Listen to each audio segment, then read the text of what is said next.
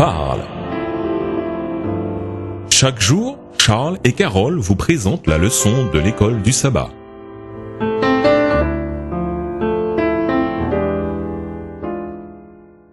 Bonjour chers auditeurs, Bonjour à tous. nous voilà au jeudi 2 janvier, la génération suivante. Sans doute possible, comme nous l'avons vu, Jésus donnait à la Bible une importance considérable. Jamais il n'a remis en question l'autorité, la véracité, ni l'authenticité d'un seul texte biblique. Et pourtant, au cours des siècles, et aujourd'hui encore, c'est exactement ce que font de nombreuses personnes. Lisons Matthieu 12, les versets 15 à 21, Marc 1, les versets 1 à 3, Acte 1, les versets 16 à 20, Acte 3, les versets 22 à 24, Romains 10, les versets 10 et 11. Qu'indiquent ces textes sur la façon dont les premiers chrétiens considéraient les Écritures? Quelles leçons en retirer pour nous-mêmes et notre relation avec la Bible? Matthieu 12, les versets 15 à 21. Mais Jésus, l'ayant su, s'éloigna de ce lieu. Une grande foule le suivit. Il guérit tous les malades et il leur recommanda sévèrement de ne pas le faire connaître, afin que s'accomplisse ce qui avait été annoncé par Ésaïe le prophète. Voici mon serviteur que j'ai choisi, mon bien-aimé en qui mon âme prit plaisir. Je mettrai mon esprit sur lui et il annoncera la justice aux nations. Il ne contestera point, il ne criera point et personne n'entendra sa voix dans les rues. Il ne brisera point le roseau cassé et il n'éteindra point le lumignon qui fume, jusqu'à ce qu'il ait fait triompher la justice, et les nations espéreront en son nom. Marc 1, les versets 1 à 3, commencement de l'évangile de Jésus-Christ, Fils de Dieu, selon ce qui est écrit dans Ésaïe le prophète. Voici, j'envoie devant toi mon messager qui préparera ton chemin. C'est la voix de celui qui crie dans le désert. Préparez le chemin du Seigneur, aplanissez ses sentiers. Acte 1, les versets 16 à 20. Hommes, frères, il fallait que s'accomplisse ce que le Saint-Esprit dans l'Écriture a annoncé d'avance par la bouche de David au sujet de Judas, qui a été le guide de ceux qui ont saisi Jésus. Il était compté parmi nous et il avait part au même ministère. Cet homme, ayant acquis un champ avec le salaire du crime, est tombé, s'est rompu par le milieu du corps et toutes ses entrailles se sont répandues. La chose a été si connue de tous les habitants de Jérusalem que ce champ a été appelé dans leur langue Akeldama, c'est-à-dire champ du sang. Or, il est écrit dans le livre des psaumes que sa demeure devienne déserte et que personne ne l'habite, et qu'un autre prenne sa charge. Acte 3, les versets 22 à 24. Moïse a dit, le Seigneur votre Dieu vous suscitera d'entre vos frères un prophète comme moi. Vous l'écouterez dans tout ce qu'il vous dira. Et quiconque n'écoutera pas ce prophète sera exterminé du milieu du peuple. Tous les prophètes qui ont successivement parlé depuis Samuel ont aussi annoncé ces jours-là. Romains 10, les versets 10 et 11. Car c'est en croyant du cœur qu'on parvient à la justice et c'est en confessant de la bouche qu'on parvient au salut. Selon ce que dit l'Écriture, quiconque croit en lui ne sera point confus. Les premiers auteurs chrétiens se sont eux aussi appuyés sur les Écritures pour authentifier le rôle messianique de Jésus de Nazareth. Ils affirmaient ainsi que le christianisme était inextricablement lié à la révélation que Dieu faisait de lui-même dans les Écritures hébraïques. Jésus lui-même avait fait appel à ces textes sacrés. Ses disciples faisaient de même maintenant. L'expérience personnelle, les miracles et autres témoignages sur le Christ avaient leur importance et leur place. Mais il était manifeste que rien ne pouvait supplanter les Écritures en tant que principal témoignage sur Jésus. Les premiers fidèles du Christ recherchaient dans les Écritures des directives concernant la mission de l'Église, ses pratiques quotidiennes et sa discipline spirituelle. À l'évidence, dans les conseils d'Église, c'était en priant qu'on sondait la révélation divine, voir Acte 15. Tous les aspects de la vie de l'Église primitive s'inspiraient des Écritures. Comme il serait insensé de notre part d'avoir une autre attitude envers la Bible, notamment en ces temps de la fin. Comment placer la Bible au cœur de notre foi et ne compter que sur elle pour nous tourner vers Jésus? Comment faire concrètement que les enseignements bibliques aient un impact réel sur notre manière de vivre et nos échanges avec les autres? Et nous vous laissons avec la question du jour. Pourquoi tant de gens ne perçoivent-ils pas dans les Écritures la simplicité qui est en Christ, de même que la vérité du Christ qui est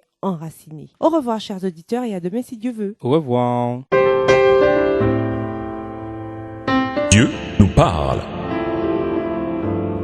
C'était Dieu nous parle, présenté par Charles et Carole.